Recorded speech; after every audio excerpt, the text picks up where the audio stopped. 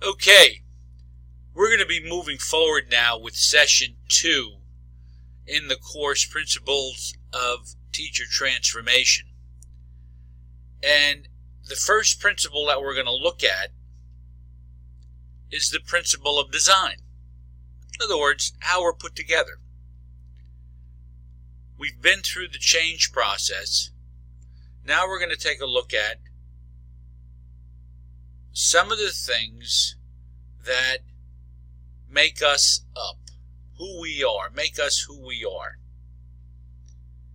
And everything that is created or born or whatever the case may be is designed with a purpose, and believe it or not, it does include people. And if you just take, for example, a chair in your house, and the chair is supposed to be used to sit in, but if we use it for something other than what it was designed for, and I have a few in my house like this, we could throw clothes on it, there could be books on it, it could be used as a catch-all, and really the chair would get used for not what it was used for. And there are things that we can change and things that are unchangeable. And what we have to understand is our own makeup, our strengths, our challenges, and how our design allows us to fulfill our purpose in life. And we have to begin to get an understanding of what motivates us and how we're driven toward our goals. We have an imprint. This affects how we view ourselves and the world that we live in, and circumstances can cause us to believe things that may or may not be true. We could have been told as a kid, you're no good in math, why are you so clumsy? We could have been bawled out for no reason. We could have been made to feel guilty. We could have been raised in an alcoholic environment where we got the blame for everything. There could be a host of different things that have gone on in our life, and they can cause us to believe things that just were not true. And we have to recognize that, and we have to work to change the imprint. Our environment can have a very positive effect, and I think to a degree, sometimes we look back at our environment and say, you know what, we're glad that we lived the way that we lived, even though it was tough, because it made me stronger, I became a survivor, and so on. And it can have a very negative effect. And to change the effects of our input, we have to change the way we think. You're going to be hearing this over and over again, but we are responsible for our thoughts, our words, our actions, our attitudes, and our motives. So, if we're going to change the way we think, the first thing we have to do is get a grip on our own thoughts and do our very best to get rid of some of the lies that we may have been told when we were younger. Now, we want to work to change the unchangeable, or change the changeable and accept the unchangeable. Certain things can be changed, and the quicker we can accept what we can't change, the better off we are. And you know what? I'm going to use the word control here. We want to control things, and we want to control people. How frustrating is it when you ask someone to do something and they don't do it? It happens with our kids all the time. And we want control. We want people to do what we want them to do. We want things to happen the way we want them to happen. And sometimes we can be responsible for the change. We can. It's our responsibility if in fact we're going to make a change for the better or for good. So you can fix a broken leg. That's changeable. But you can't fix an amputation. And I'll say that again, we can fix a broken leg, but we can't fix an amputation. One is changeable, one's not.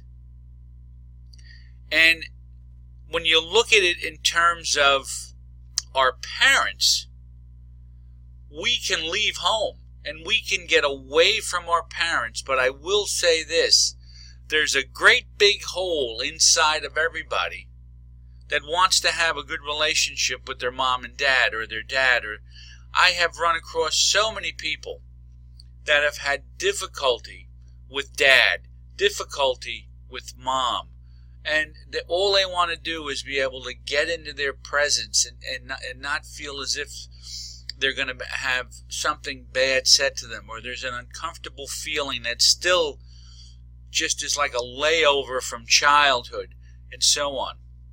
And lots of times people will leave home they'll leave home physically, but they'll never leave home emotionally. Their parents are always going to be their parents. And sometimes that's uncomfortable for them. Sometimes you could be the youngest person in your family and still be treated like the youngest person when you get around the Thanksgiving table and you might be 40. Parents don't change, but we can change. We can change our response to what happens to us.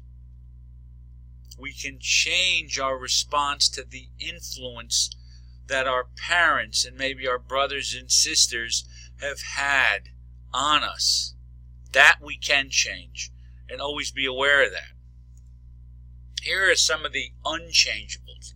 Now, surgery, you can almost change anything today. But again, if you're 6'5" and you're uncomfortable with your height and you don't play basketball, you got a problem. If you want a better smile and your teeth are crooked, you can go get some braces. All of these things cost money. Plastic surgery to cover a bunch of imperfections, but they cost money as well. And it doesn't always work. So physical characteristics, they're kind of like who you are. That's all there is to it. Parents, you only got one set of biological parents. You only got your brothers and sisters biologically. You can have stepbrothers and all kinds of other things, but there's only one set of biological siblings and parents. You're born into a family of origin, and you should take pride in your nationality. Your mental capacity. You could have great study habits. I know myself, I was not a good student, but I put in the effort. I don't even know what my IQ is, to be honest with you. Okay?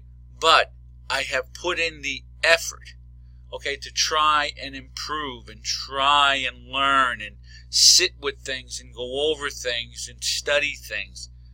It's easier to do now than when you were in school, because when you were in school, when you had a problem, you felt like a failure.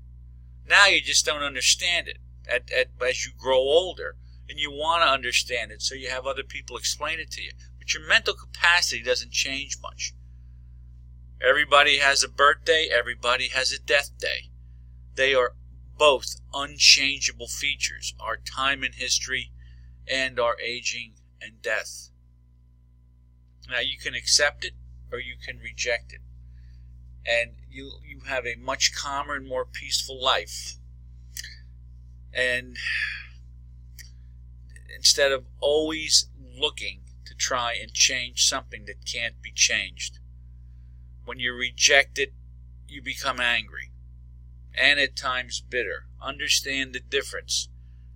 Angry is situational. You get angry. But if you stay angry too long and you harp on something mentally too long, you end up bitter. And you start drawing unfavorable comparisons with others. You got to work where you're at. You got to work on the changeable. You have to accept certain things. And you have to be able to control that which you can control. And stop looking to try and maybe be somebody or something that you're not. The more rapidly you become happy with who you are, the more successful you're going to be in life. Now, Couple of things. That relationship that you have with yourself sets the tone for every other relationship that you have. Once you become happy with who you are, that sets the tone for every other relationship. It's very difficult to love somebody else when you don't love yourself first.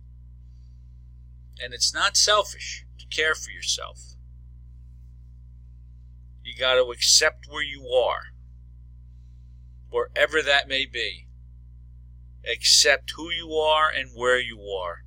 Don't look at the past. You got to work to control those negative thoughts so you don't harp on things that were done wrong to you, that have left you unforgiving. And as you move forward, accept what you can change. Accept what you can change. And you then have to be the agent of your own personal change. You are the most important person in your life, because as you improve, those who are around you will improve also. As you improve and you're married, if you're married, your own household will change. Your wife will change. Why? Because you're not looking to try and change them. You're working to try and change yourself. And the longer we work on that, the stronger we get in working that through and accepting that what we can't change, the stronger we're going to become, the more successful we're going to become. And then we are going to see the transformation that we want in our life, both personally and professionally. That's session 2, the principle of design. Go over your study notes, take a look at the activities, do your journal entries, okay, and I'll see you back here for session 3 real soon.